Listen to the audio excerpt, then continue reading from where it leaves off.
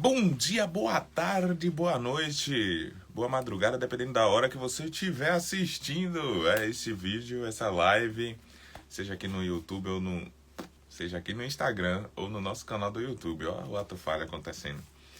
A cabeça tá começando a ligar o motorzinho ainda. Segunda-feira não tá funcionando direito ainda não. O Instagram tirou meu recursozinho que ficava aqui do lado para eu poder botar uma imagem, não sei onde é que foi parar.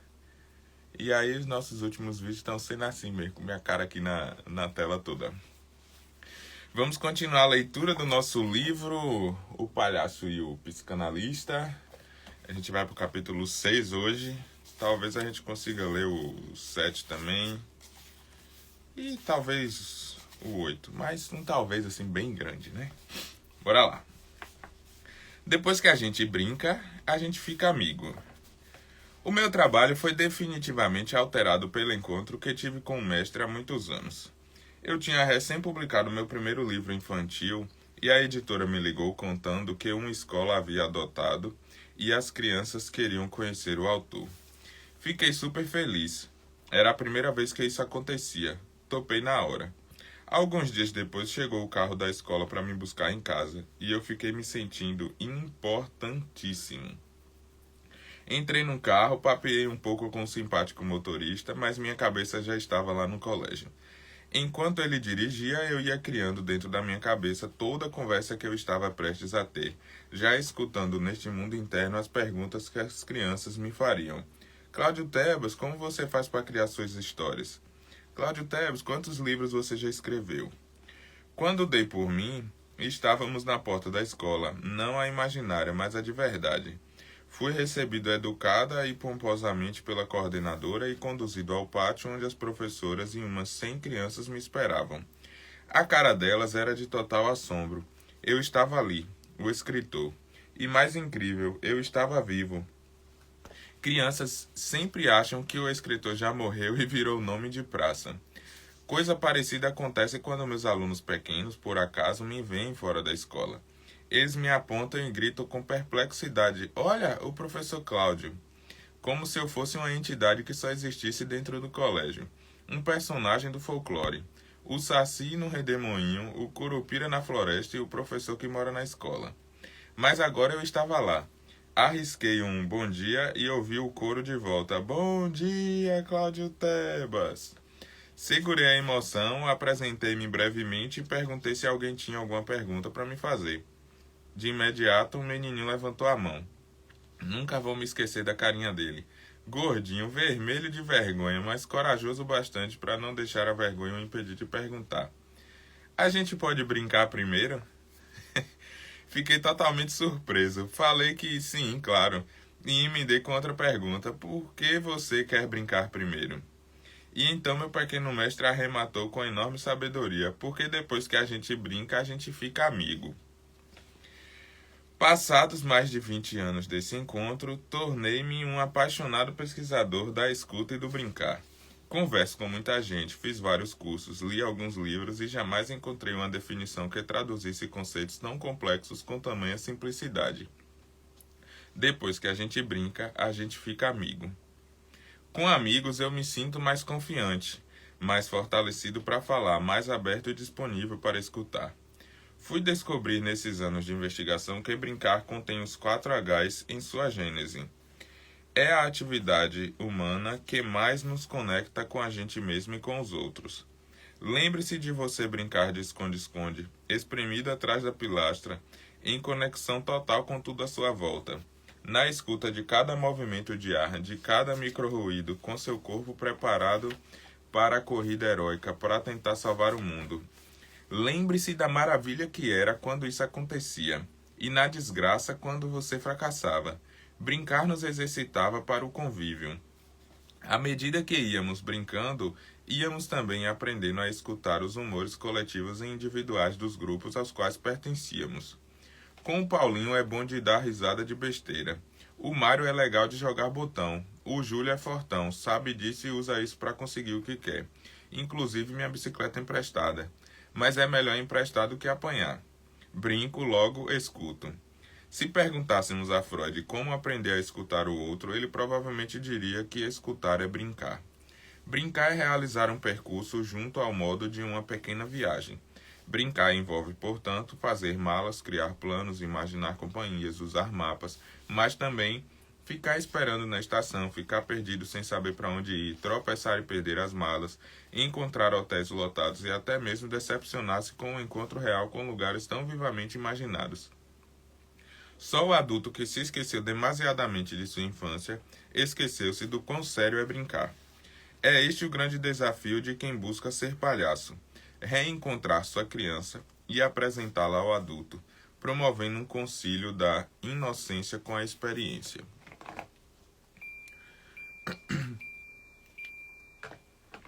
Capítulo 7. A escuta lúdica como jogo de linguagem. Assim como o palhaço, o psicanalista tem que se despir de suas próprias vestes egóicas, suspendendo juízos, valores e preconceitos, assumindo a roupa disponível para o papel requerido pelo paciente. Iniciamos nossa escuta como iniciamos uma viagem, que será conduzida pelo próprio paciente. Como convidados, é importante levarmos mínima bagagem possível, se não quisermos definir o roteiro ou estabelecer nossos próprios interesses quanto a ele. Nos despimos assim de nossos interesses e deixamos cair nossas pretensões palacianas, inclusive a de agradar e de ser amado pelo outro. O que estamos chamando de escuta aqui é uma espécie de subversão calculada de esquema que usamos para pensar a linguagem como um meio de comunicação. Para o escutador, a linguagem é muito mais do que isso. Tradicionalmente, pensamos a comunicação como uma operação em 5 termos: código, emissor, mensagem, receptor, canal. Estas 5 funções inspiram diferentes atitudes de escuta. Escuta hospitaleira, primeiro, escuta hospitaleira, é centrada no receptor e no pacto que ele estabelece e reformula a cada vez com o emissor. Segundo, escuta como hospital. É orientada pelo exame da mensagem, nos signos e nas regularidades que ela propõe, nos seus efeitos de repetição ou de estranhamento, na análise mesma da literalidade do dito. Terceiro, escuta como hospício. Revê e reinventa os códigos e canais em uso, corrompe o sentido corrente e o senso comum, criando novos usos e relações entre as palavras. Quarto, escuta hospedeira. Se volta para o fato de que aquele que foi receptor em outro momento torna-se emissor, transmitindo a mensagem recebida, conservando sua fidelidade e mantendo o rigor de seu acontecimento. 5. Escuta lúdica. Confunde e altera a hierarquia das funções, subvertendo a comunicação. A comunicação perfeita aconteceria quando o emissor envia uma mensagem que supostamente traduz o que está em sua mente ou na realidade referencial, em um código, língua, por exemplo, por meio de um canal, carta, e-mail, fala. O receptor sanciona o código, valida o canal e traduz a mensagem, reconstituindo a ideia original. O fato de que mensagens circulam do emissor ao receptor, que na sequência se tornará ele mesmo um emissor, forma uma espécie de relato entre emissor e receptor que tende a antecipar certos efeitos de código e de mensagem. Um bom exemplo do funcionamento deste esquema é a relação que a criança pequena tem com certas histórias que ela escuta. Ela invariavelmente pede para o adulto contar de novo e repetir a narrativa com aquelas palavras exatas, hospedeiro. Ela quase sempre se fascina com os personagens malvados, como a bruxa e o lobo, hospício. Ela investiga a relação entre aqueles personagens e os signos que compõem a sua realidade, hospital. Ela sempre estará disposta e hospitaleira a escutar aquela mesma história como se fosse a primeira vez. Finalmente, a escuta espontânea da criança é lúdica. Escutar uma história é construir uma brincadeira. Ora, esse esquema é válido para pensar a comunicação, mas se adapta com algumas dificuldades quando falamos de escuta. Nela, por exemplo, nem sempre o conteúdo informativo da mensagem é o mais importante. Para a escuta, às vezes o essencial está nos desencontros e nas contradições entre código e canal, ou na incoerência entre a mensagem enviada e a recebida. Mas, principalmente para os escutadores profissionais, trata-se de fazer o sujeito escutar sua própria mensagem, que lhe chega invertida e cifrada a partir do outro. Nos interessa, como dissemos anteriormente, antes de tudo, que o sujeito se escute, se acolha e se cuide, para então poder escutar o outro. Os estudiosos da história dos jogos detectaram 4 tipos principais de atividades lúdicas no ser humano. Tem uma nota aqui no História dos Jogos. Caillois, Roger Caillois, no caso, né? Os Jogos e os Homens, A Máscara e a Vertigem, em Lisboa, editora Cotovia, 1990. E essas formas de brincadeira podem nos ajudar a perceber como a arte da escuta é uma espécie de arte do desequilíbrio do bom funcionamento da linguagem.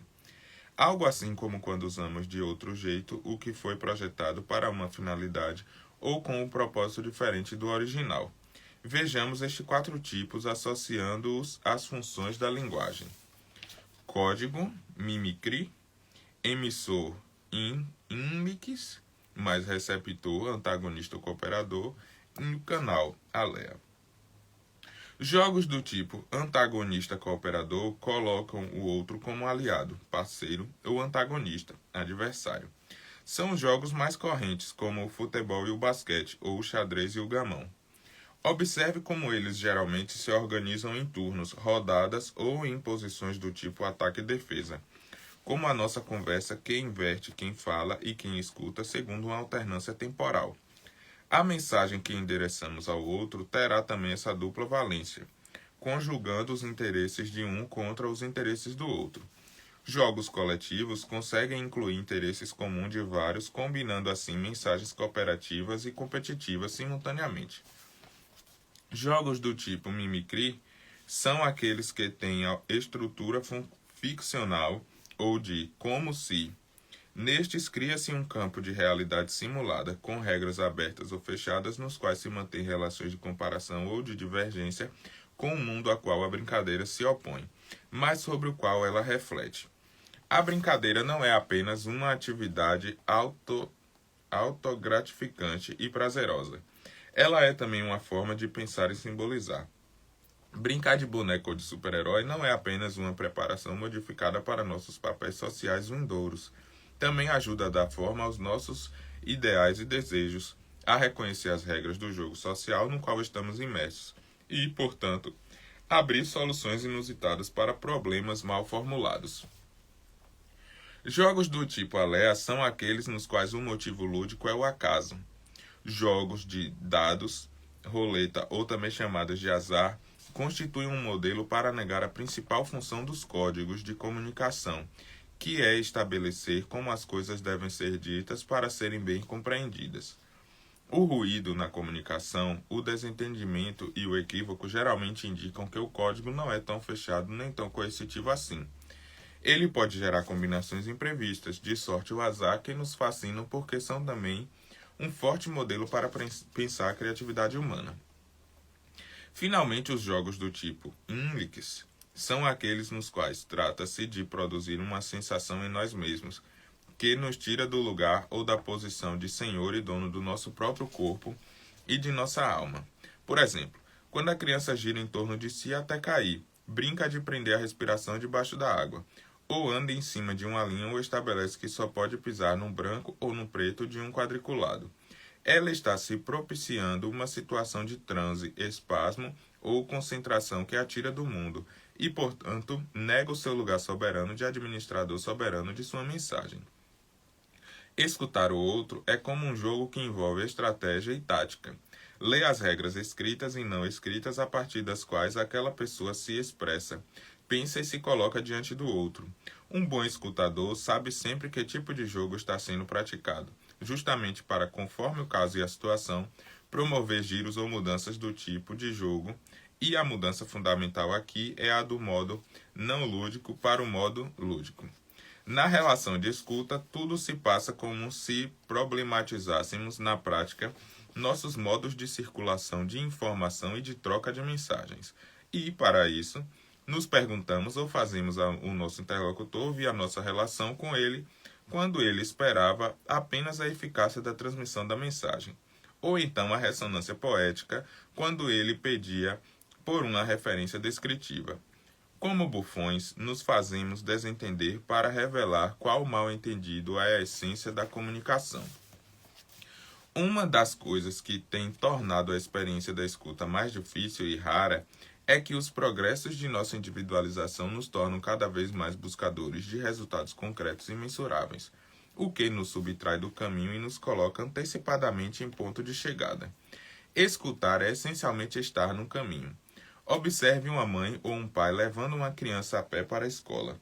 Observe uma mãe ou um pai levando uma criança a pé para a escola. Enquanto os adultos correm querendo chegar, seus filhos brincam de pisar só nas pedras brancas, só nas pedras pretas, de andar em cima da linha ou de chutar pedrinha.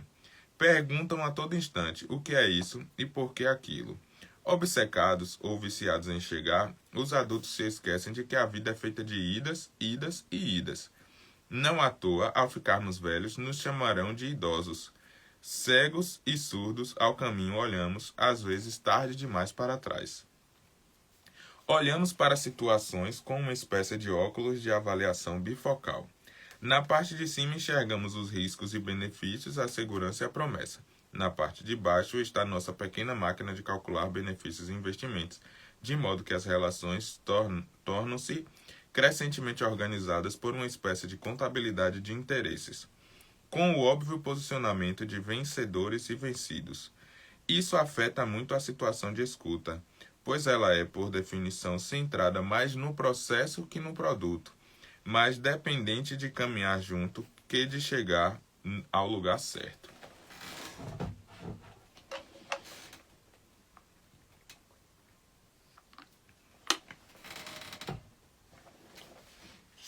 Nesses dois capítulos aqui, que a gente acabou de ler, o 6 e o 7, né? Temos a visão aqui, né, a respeito do ponto de vista do palhaço e do ponto de vista do psicanalista a respeito da brincadeira. Interessante esse final do capítulo 7, né, onde ele faz essa diferença aqui, o Christian Dunker, né, está trazendo essa diferenciação entre, por exemplo, um adulto levando um filho na escola e a maneira com que cada um encara esse momento, né? A criança muitas vezes não tem ainda entendido aquele compromisso do horário, de chegar, aquela preocupação de que tem que eventualmente sair mais cedo, chegar logo na escola para não atrasar, porque pode ter alguma consequência chegar atrasado e tal. Enfim, não entrou completamente ainda nesse sistema e os pais já estão nesses sistemas há muito tempo, né? Então, tem aquela preocupação de entregar o filho na escola a tempo, para que o filho não chegue atrasado na escola, para que ele não chegue atrasado no trabalho. Enfim, vai unindo várias coisas ali que foram, né, ao longo do tempo, absorvidas como um campo de visão da vida, no caso, aquilo que se enxerga enquanto está passando pelo curso da vida, que faz com que acabemos por ficar cegos, né, de enxergar alguns detalhes ou de levar a vida de certa forma com um certo ar de brincadeira, no sentido de aproveitar um pouco mais esse momento do que ficar tão submerso nessa ocupação, nessa preocupação. Claro, que aí a gente pode entrar numa discussão sobre o sistema, né, como ele funciona, e aí vai ser uma discussão muito ampla.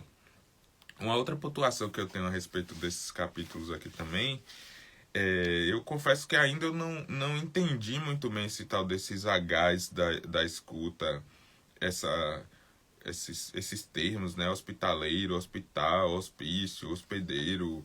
Tipo, pra mim tá parecendo uma conceituação um pouco meio forçada aqui, tipo assim, pra mim tá parecendo meio desnecessário. Eu não considerava, pelo menos até então, né? Não tô considerando que seria necessário fazer essa conceituação aqui nos livros. Mas enfim, possa ser que eu mude de ideia aqui no decorrer. Deixa eu dar uma olhada na hora. Tem um pouquinho de tempo ainda, vou conseguir ler aqui o capítulo 8. O Pacto da Escuta Hospitaleira.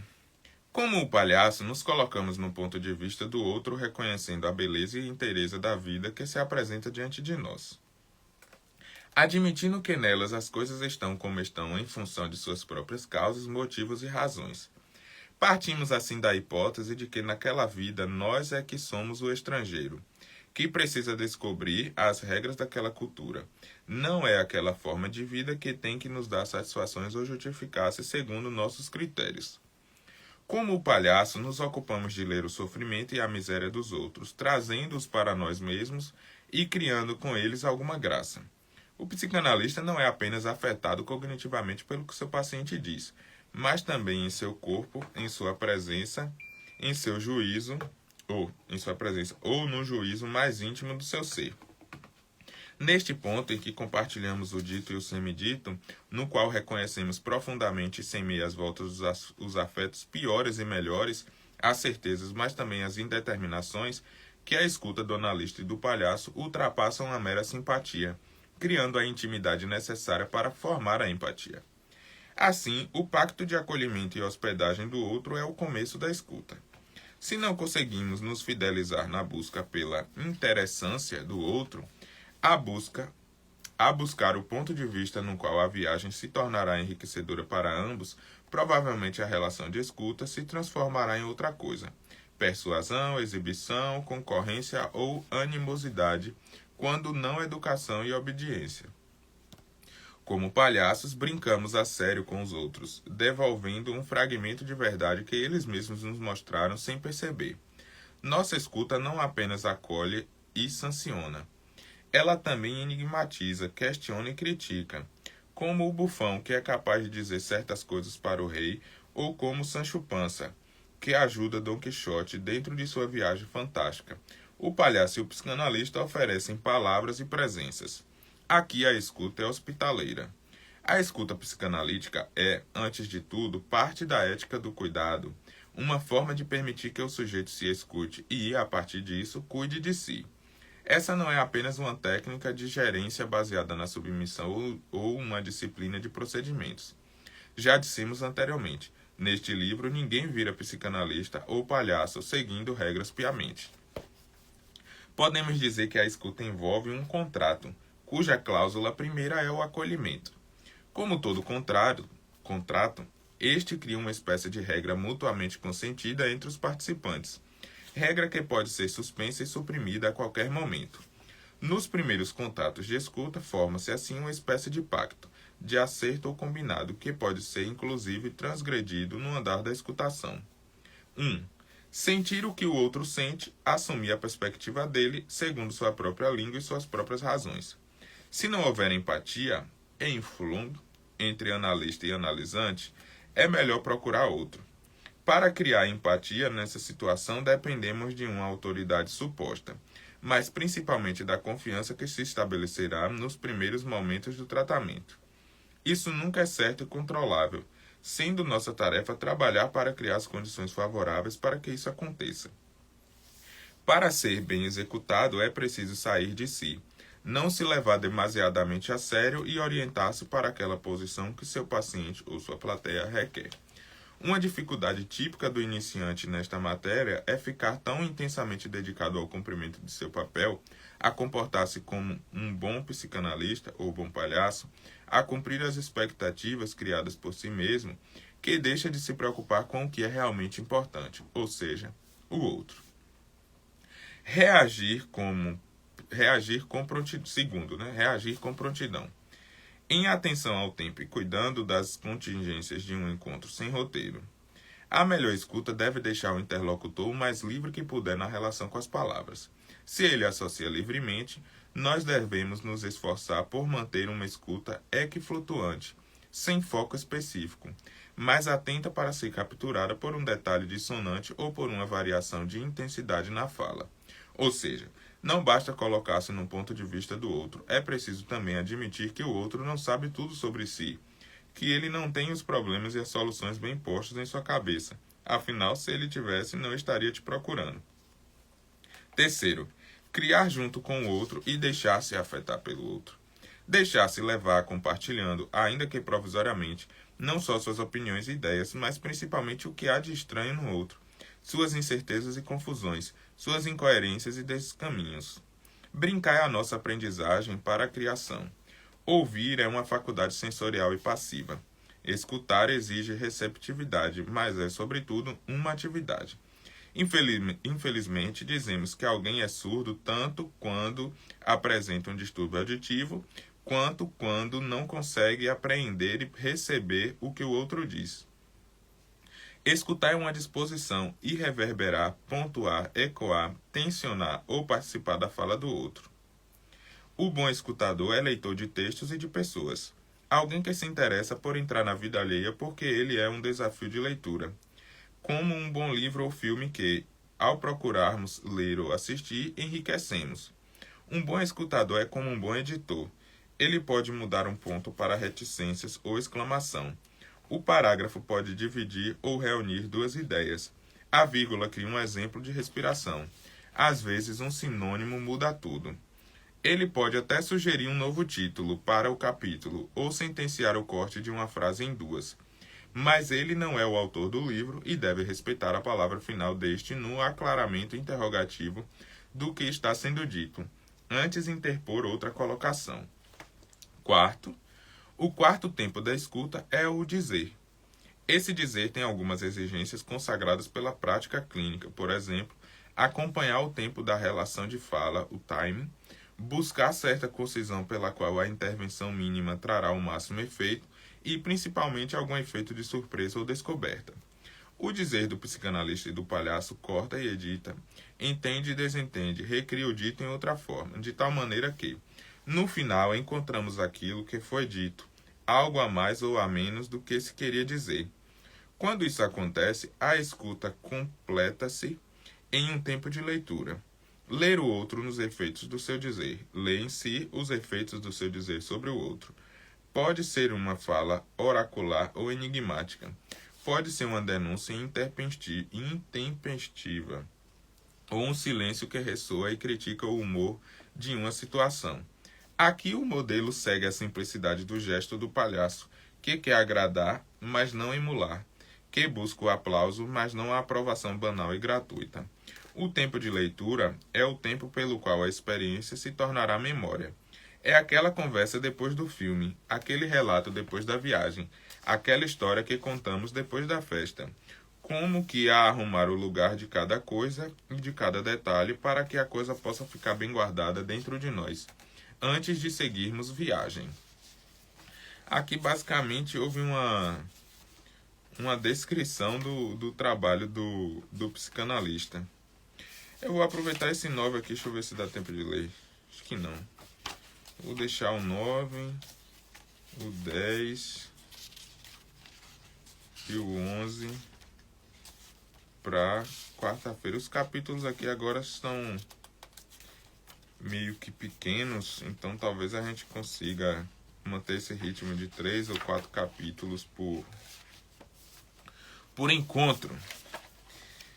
Aqui foi esse 8º capítulo aqui foi basicamente um resumo do trabalho do psicanalista em 4 pontos, né? Não escuta, não reagir com prontidão, não deixar se afetar, né, pro outro aqui, fazer uma espécie de semblante daquilo que o outro, o paciente, no caso, né, tem ali no seu sintoma. E o quarto tempo da escuta seria dizer, que seria a intervenção, né, o último momento aqui do trabalho do psicanalista.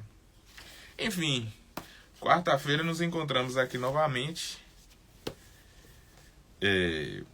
para dar continuidade a essa leitura. Pelo andar da carruagem aqui, talvez vamos levar uns 15 a 20 encontros, viu, para fazer a leitura desse livro aqui. Obrigado a quem assistiu até aqui, gravado, né, principalmente. Quem assistiu o vídeo gravado. Nos encontramos segundas e quartas-feiras ao vivo no Instagram, 12:30. E depois o vídeo disponível tanto no Instagram quanto no YouTube para você assistir e compartilhar com a gente aqui, discutir nos comentários, enfim. Um abraço, até a próxima.